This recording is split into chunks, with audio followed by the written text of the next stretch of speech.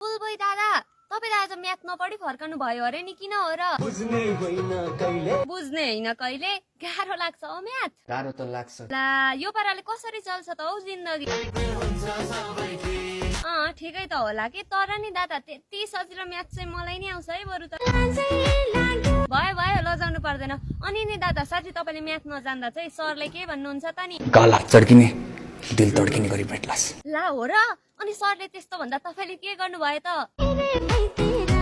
ल भइगयो यो कुरा छोड्दिम कि बरु दादा भन्नु न भोलि स्कुल जाँदा के लगाएर जानुहुन्छ त नि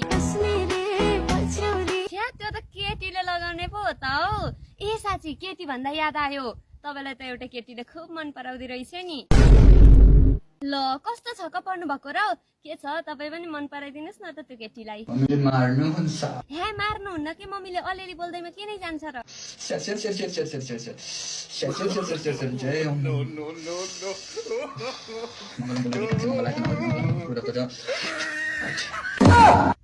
No.